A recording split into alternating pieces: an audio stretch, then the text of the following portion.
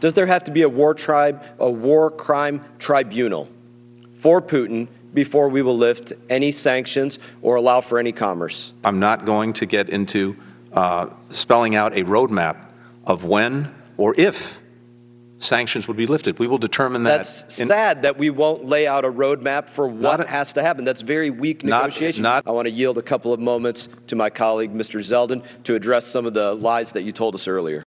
Ooh, Florida Congressman Brian Mast joins us with his takeaways from the hearing. Good morning to you. Good morning. How are you doing this morning? Doing great, thank you. Tell us what happened.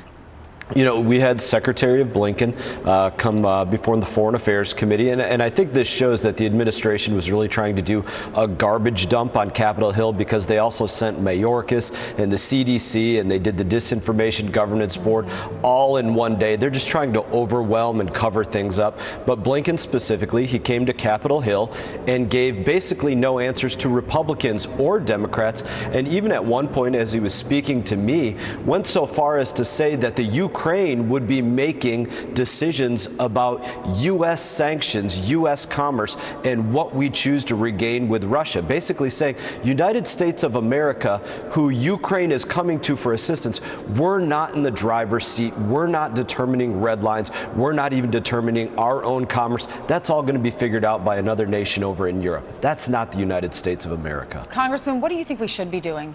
You know, I think we should be laying out very clearly to Vladimir Putin what our expectations are, so that he knows and the world knows. We do let him know that we think he should be out of power, that there should be war crime tribunals, that there should be perhaps, demilitarized zones along Ukrainian borders or other places.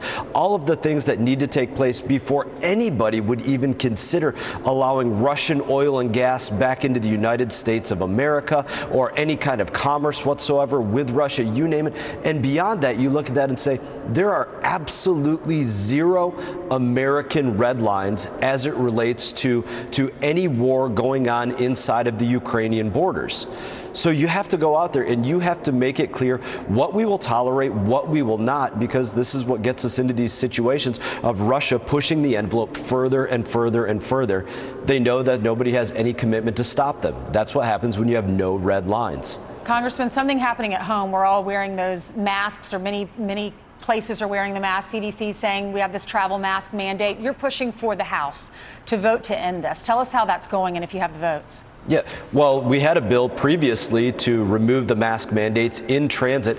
Thank God, you can thank President Trump and you can thank the judges in Florida for getting rid of that mandate. But now what do we see the administration doing? They're appealing this. They're trying to make people that have been traveling not wearing masks have to go back to wearing masks again. So now this legislation is again necessary. We have just a procedural process known as a discharge petition.